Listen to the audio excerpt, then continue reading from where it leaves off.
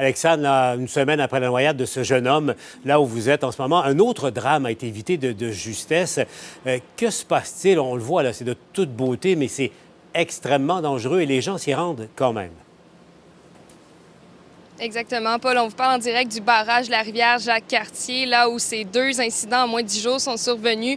Donc, pompiers ambulanciers qui sont survenus au secours, en fait, d'un jeune homme en kayak hier qui a donc perdu la maîtrise de son embarcation. Il a été en mesure de regagner la rive avec l'aide des secours, des services d'urgence, mais tout ça s'est survenu carrément au même endroit où le corps de Patrick Martin a été repêché vendredi dernier, 6 jours après s'être noyé. C'est une année difficile, cette année, pour les noyades. On compte 26 noyades dans la province, alors qu'à pareille date, on en comptait seulement 19 l'an dernier. Les accidents, donc, qui se multiplient ici au Galet. Et pour entendre un peu les particularités, donc, de cette rivière Jacques-Cartier, on écoute la Société des sauvetages du Québec.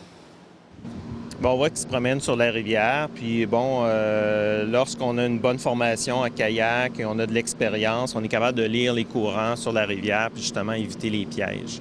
Donc, pour cette rivière-ci, ça prend justement des kayakistes là, qui ont de l'expérience en raison des différents risques là, sur la rivière. Donc, on ne sait pas exactement si ce kayakiste en avait de l'expérience. Par contre, ce qu'il faut savoir, c'est que depuis le 22 juin dernier, depuis cette noyade de Patrick Martin, eh bien, les autorités locales qui ne cessent de répéter la dangerosité de cette rivière Jacques-Cartier. Vous savez, 4 personnes sur 10 qui se noient, eh bien, ça se produit en rivière. Alors, il faut être prudent, on le rappelle. Alexandre, je vous le rappelle, nous parlons en direct de Pont-Rouge, tout près de Québec. Merci, Alexandre. À plus tard.